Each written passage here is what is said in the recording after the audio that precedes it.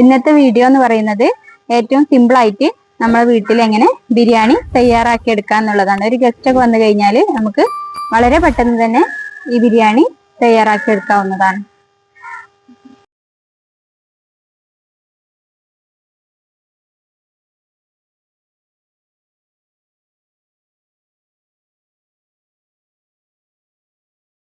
നമ്മൾ ബിരിയാണിക്ക് വേണ്ടിയിട്ട് 1 കിലോ ചിക്കൻ കട്ട് ചെയ്ത് വാങ്ങിയിട്ടുണ്ട്. ബിരിയാണി പീസ് ആക്കിയിട്ടാണ് കട്ട് ചെയ്തിട്ടുള്ളത്. ഇനി ഇത് നല്ലോണം വാഷ് ചെയ്ത് എടുക്കണം. നല്ലോണം വാഷ് ചെയ്തെടുത്തിട്ടുണ്ട്. ഒരു 3 to 4 ടൈം വാഷ് ചെയ്തു. ഇനി ഇതൊന്ന് മസാല ഇട്ടിട്ട് റെസ്റ്റ് ചെയ്യാൻ വേണ്ടിയിട്ട് വെക്കണം. ആ ടൈം കൊണ്ട് നമുക്ക് നമ്മൾ അരി ഒന്ന് കഴുകി വെള്ളത്തിലിടാം.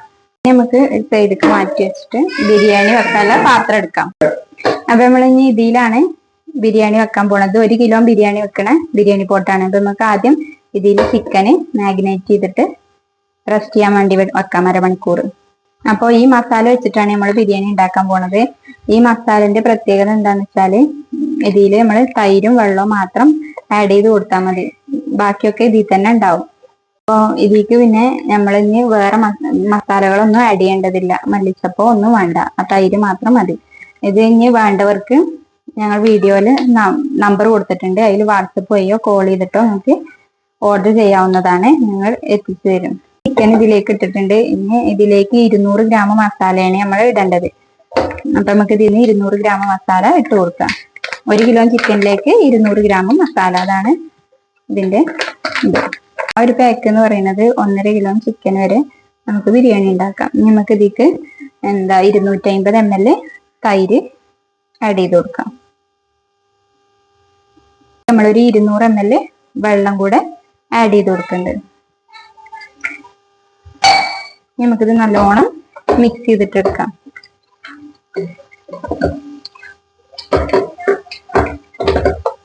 അപ്പൊ മസാല നമ്മൾ എല്ലായിടത്തും ഒരുപോലെ ആവുന്ന വിധം മിക്സ് ചെയ്തെടുത്തിട്ടുണ്ട്. നമ്മൾ മിനിമം ഇത് ഒരു 1/2 മണിക്കൂറെങ്കിലും റെസ്റ്റ് ചെയ്യാൻ വെക്കണം. നമ്മൾ എത്രത്തോളം റെസ്റ്റ് ചെയ്യാൻ വെക്കുന്നോ അത്രയും ടേസ്റ്റ് കിട്ടും ബിരിയാണിക്ക്. ഇതിപ്പോ നമ്മൾ 1 കിലോ കോല റൈസ് ആണ് എടുത്തിട്ടുള്ളത്. എനിക്ക് ഇഷ്ടമുള്ള റൈസ് ഉപയോഗിക്കാം. ഇത് നമുക്കിത് നല്ലോണം ഒന്ന് വാഷ് ചെയ്തിട്ട് വരാം.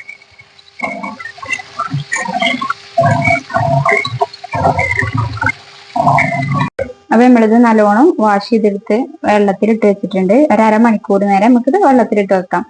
വെള്ളത്തിലിട്ടതിന് ശേഷം നമ്മളിത് കഴുകാൻ പാടില്ല. കാരണം എന്താണെന്ന് വെച്ചാൽ അരി പൊട്ടും. അപ്പൊ നമ്മളെ മസാല 1/2 മണിക്കൂർ കഴിഞ്ഞിട്ടുണ്ട്.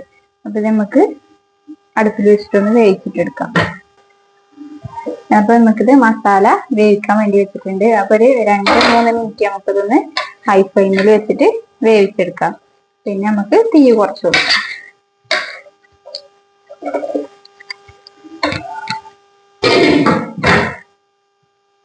നമ്മളിതൊരു 2-3 മിനിറ്റ് കുക്ക് ചെയ്തെടുത്തിട്ടുണ്ട്. നമുക്കിതൊന്ന് ഇളക്കി കൊടുത്തിട്ട് ഒന്ന് ലോ ഫ്ലെയിമിലിട്ടിട്ട് ഒന്നുകൂടെ കുക്ക് ചെയ്തെടുക്കാം.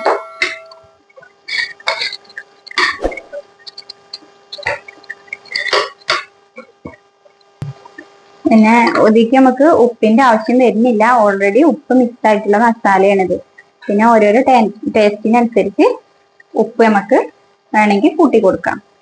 അപ്പൊ നമ്മൾ ഇത് ഇടക്കൊന്ന് ഇളക്കി കൊടുത്ത് അടി പിടിക്കണുണ്ടോന്നൊന്ന് ശ്രദ്ധിക്കാം. നമുക്കിത് കുറച്ച് ടൈം ഒന്ന് തുറന്ന് വെച്ചിട്ട് വേവിച്ചെടുക്കാം. നമുക്ക് ഇതിലേക്ക് 100 ml സൺഫ്ലവർ ഓയിൽ, ഒരു 50 ഗ്രാം നെയ്യോ മിൽമ നെയ്യോ RKG എന്ത് വേണേലും നമുക്ക് ഉപയോഗിക്കാം. എണ്ണ ചൂടാവുന്നത് വരെ നമുക്കൊന്ന് വെയിറ്റ് ചെയ്യാം. നമ്മള് ചോറ് റെഡിയാക്കി എടുക്കാൻ വേണ്ടിയിട്ട് ഇതാണ് എടുത്തിട്ടുള്ളത്. ഒരു ഉള്ളി സ്ലൈസ് ആക്കി അരിഞ്ഞിട്ടെടുത്തിട്ടുണ്ട്. പിന്നെ അണ്ടിപ്പരിപ്പും മുന്തിരി എടുത്തിട്ടുണ്ട്. പിന്നെ ചോറ്റുമരുന്ന് കുറച്ച് എടുത്തിട്ടുണ്ട്. ഒരു ക്യാരറ്റ് എടുത്തിട്ടുണ്ട്. അപ്പൊ നമുക്ക് ഈ ഉള്ളിയും ക്യാരറ്റും കൂടെ ഇതിൽ കൊണ്ട് ഇട്ട് കൊടുക്കാം. ഇത് ഗാർണിഷ് ചെയ്യാൻ വേണ്ടിയിട്ടുള്ളതാണ്. ഇതൊന്ന് ബ്രൗൺ കളർ ആവുന്നത് വരെ ഇളക്കി കൊടുക്കാം. അപ്പൊ നമ്മൾ ഉള്ളി ഇവിടെ നല്ല ബ്രൗൺ കളറായി വന്നിട്ടുണ്ട്. അപ്പൊ നമുക്ക് ഇതിന്ന് എടുത്ത് മാറ്റാം. ഇനി അടുത്തതായിട്ട് നമുക്ക് അണ്ടിപ്പരിപ്പ് ഇട്ട് കൊടുക്കാം. ഉണക്കമുന്തിരി ഇട്ട് കൊടുക്കാം.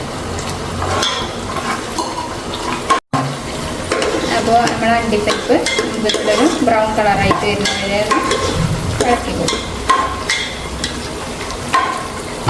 അപ്പോൾ നമുക്ക് ഉണക്കമുന്തിരി അണ്ടിപ്പരിപ്പ് റെഡി ആയിട്ടുണ്ട്. അത് നമുക്ക് ഇതിന് കോരി മാറ്റാം. അപ്പോൾ നമുക്ക് റൈസ് കുക്ക് ചെയ്യാൻ വേണ്ടിയിട്ടുള്ള മരുന്നുകളെല്ലാം ഇട്ട് കൊടുക്കാം. ഇതിൽ ഏലക്കായ, കറമ്പട്ട, കറമ്പൂവ് ഇതാണുള്ളത്.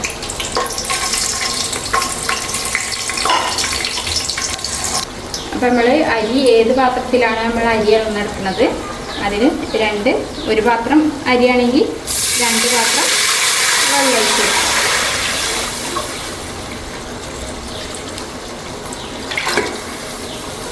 അപ്പം നമ്മൾ ഈ റൈസിക്ക് ആവശ്യമായിട്ടുള്ള ഉപ്പും കൂടെ ഒന്ന് ഇട്ട് കൊടുക്കാം. അത് ഓരോരുത്തർ ടേസ്റ്റിനനുസരിച്ചുള്ള ഉപ്പ് നമുക്ക് ചേർക്കാവുന്നതാണ്.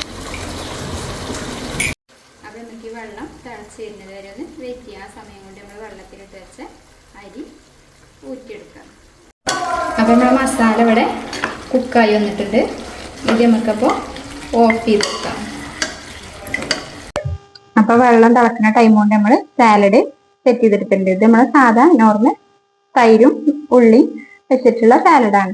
ഡിഫറെൻറ്റ് സാലഡ് നമ്മൾ പിന്നീട് അപ്ലോഡ് ചെയ്യുന്നതാണ്. അപ്പോൾ നമ്മൾ വെള്ളം തിളച്ച് തന്നിട്ടുണ്ട്. അതിലേക്ക് നമ്മൾ ഊറ്റി വെച്ച അരി ഇടാം. അപ്പോൾ അളവ് മറക്കണ്ട. എത്ര അരിയാണോ നമ്മൾ ഏത് പാത്രത്തിലാണോ അരി എടുത്തത് ആ പാത്രത്തിന് ഒരു പാത്രം അരിയാണെങ്കിൽ അതിന് 2 പാത്രം വെള്ളം ഒഴിക്കുക. അപ്പൊ നമുക്ക് ഇതൊന്ന് ചെറുതായിട്ടൊന്ന് ഇളക്കി കൊടുത്തിട്ട് വേവണത് വരെ വെയിറ്റ് ചെയ്യാം. പിന്നെ അരി ഒന്ന് വെന്തതിന് ശേഷം മാത്രം ഇളക്കി കൊടുക്കുക, അല്ലെങ്കിൽ അരി പൊട്ടിപ്പോകുന്നതാണ്. അപ്പൊ നമ്മളിത് വിസിലടിപ്പിക്കണില്ല, വെറുതെ ഒന്ന് ഇങ്ങനെ അടച്ചു വെച്ചിട്ട് വേവിച്ചെടുക്കുകയാണ് ചെയ്യണത്.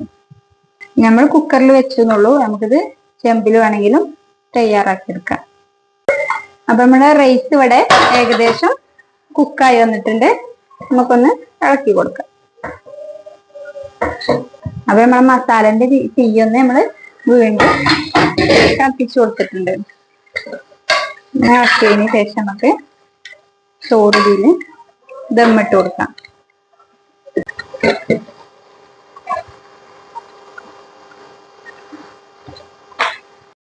അപ്പൊ നമ്മള് ചോറ് മുഴുവനായിട്ട് ഇതിൽ ഇട്ടിട്ടുണ്ട്.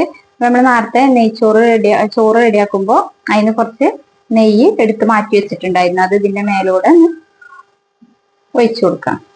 എന്നിട്ട് ഗാർണിഷ് ചെയ്യാൻ വേണ്ടി മാറ്റി വെച്ച അണ്ടിപ്പരിപ്പ്, മുന്തിരി, ക്യാരറ്റ്, ഉള്ളി ഇതും കൂടെ ഇട്ട് കൊടുക്കാം. ബിരിയാണി പോട്ടിന്റെ ഇടയിൽ നമുക്ക് ഒരു പാത്രം വെച്ചിട്ട് ഇതൊരു 10-20 മിനിറ്റ് ദം ചെയ്ത് വെക്കാം. നമ്മളൊരു പാത്രം വെച്ചു കൊടുത്തിട്ടുള്ളത് ഇത് അടി പിടിക്കാതിരിക്കാനാണ്. ഒന്ന് കുറച്ച് കൊടുക്കുകയും ചെയ്യാം. അപ്പൊ നമ്മള് ബിരിയാണി 20 മിനിറ്റ് ദം ചെയ്തെടുത്തിട്ടുണ്ട്. നമുക്ക് ഫ്രൈ ചെയ്ത് എടുത്തിട്ട് ഇത് സെർവ് ചെയ്യാം. അപ്പൊ നമ്മളെ ബിരിയാണി നല്ല സ്മെല്ല് വരുന്നുണ്ട്. നമുക്ക് ഇതിൽ നിന്ന് റൈസ് വേറെ എടുത്ത് മാറ്റാം. നമുക്ക് റൈസ് ഇതിൽ നിന്ന് കുറച്ചായിട്ട് എടുത്ത് മാറ്റാം. നമ്മള് റൈസ് നല്ലോണം ഒന്ന് മിക്സ് ചെയ്തിട്ടെടുക്കാം. നല്ലോണം മിക്സ് ചെയ്ത് കൊടുത്താലേ എല്ലായിടത്തും നമ്മളെ മസാലന്റെ കളറും ഒന്ന് പിടിക്കുള്ളൂ.